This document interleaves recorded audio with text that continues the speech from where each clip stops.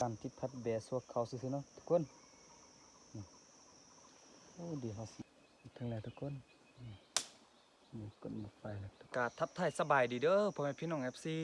โอ้ทุกคนเนาะยินดีต้อนรับเข้าสู่ซอน YouTube คำปันบาละฮูเนาะพี่น้องมื้อนี้ก็เฮาก็จะไปขึ้นไปสร้างที่พัดอยู่ทึนกดมาไฟหาทุกคนเนาะเดี๋ยวมาส่งเป็นกำลังใจให้คลิปต่อๆไปเนาะทุกคนตอนนี้ก็เฮานี่เอาเครื่องไม้มาแล้วไปมัดให้มันมาเด้อทุกคนตอนนี้ก็เฮาหาเครื่องไม้ตัวนี้แหละพี่น้องเอาไปสั่นที่พักเลยทุกคนเนาะตอนนี้ก็เดี๋ยวสิเอากลับไปสั่นที่พักอยู่พุ่นเนาะทุกคนนี่พี่น้องตอนนี้ก็เฮาก็สิขึ้นไปสรวมเบิ่งเนาะว่าอยู่ทึนน่ะสั่นที่พัดได้อยู่บ่ทุกคนก็มาลุ้นกันเลยทุกคนตอนนี้ก็เฮาสิขึ้นไปแล้วทุกคนอันนี้ก็กดมาไฟอีกคือเก่าเลยพี่น้องเดี๋ยวเฮาสิขึ้นไปเบิ่งเนาะว่าสั่นที่พัดได้หรือบ่ได้ก็มาลุ้นกันทุกคนพี่น้องตอนนี้นี่ผมมาสั่นที่พัดอยู่ทึนกดหมายแล้วทุกคนนี่กดมาไฟแล้วทุกคนตัวนี้ก็มีหมากลายเนาะทุกคนตอนนี้มีออดออยู่แล้วทุกคนตอนนี้ออดออยู่ทุกคนแต่ว่าเราจะมาสั่นที่พัดอยู่นี่เลยทุกคนนี่บ่อเยี่ยงเขาอยู่นี่เลยทุกคนเดี๋ยวมาลุ้นกันว่าเขาจะสั่งที่พักได้หรือบ่ได้ก็มาลุ้นกันทุกคน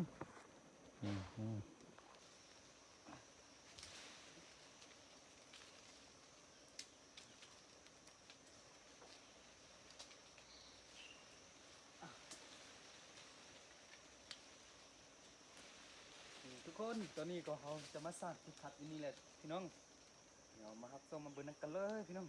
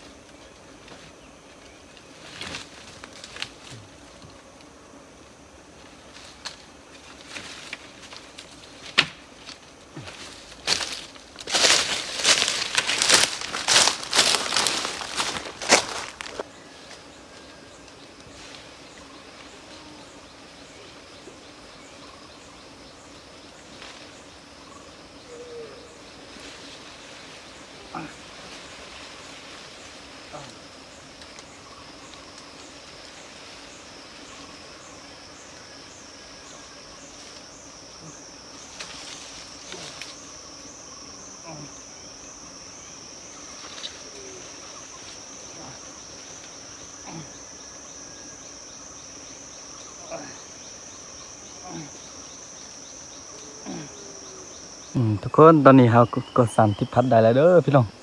เดี๋ยวสิขึ้นไปเบิ่งเด้อทุกคนมื้อนอนทันลงก็จะเป็นแบบนี้ทุกคน30พัดไว้เทินเบสโซกเขาเนาะพี่น้องเราใส่เวลาแต่5นาทีตอนนี้เราสิขึ้นไปเบิ่งเลยทุกคนบนห้องพี่น้องเอา30พัดเบสโซกเขาซื่อๆเนาะทุกคนโอ้ดีเขาสินางลมบนนั้นทุกคนนี่เขาก็เฮ็ดเอาเครื่องไม้จะนี่แหละพี่น้องมามัดอยู่ถึงเพราะว่ามันจิลมท่านี้ครับแต่น้ำบ่ได้กันเอาเฮ็ดเป็นนี่ไว้ทุกคนเลยนี่โอ้สูงประมาณ10 เมตรเลยทุกคนนี่กดมันกันจะนี่เลยทุกคนโอ้บนวิวบรรยากาศอยู่นี่คือสุดทุกคนนี่ลงไปทางใดหมดก่อนมีแต่ป่าธรรมชาติเลยทุกคนนี่เราก็จะเฮ็ดใหม่จะนี่ไว้เนาะพี่น้องนี่โอ้สบายสุดทุกคนทีนี้ก็ใกล้จะมีมาแล้วทุกคนนี่แหละทุกคนนี่กดหมดไฟแล้วทุกคนเป็นแจนอยู่บ่ทุกคนนี่โอ้ พี่น้องนี่โอ้มันทะลงนี่เนาะทุกคนก็ประมาณนี้แหละทุกคนนี่โอ้เฮานั่งแบบนี้ก็ขับสุดทุกคนนี่นั่งแบบนี้เอาเลยโอ้น้องเบิ่งวิวอยู่นี่แหละทุกคนนี่ปลาทุกคนเสียนนกเสียนหยังก่อนดิยิงมันเนาะทุกคน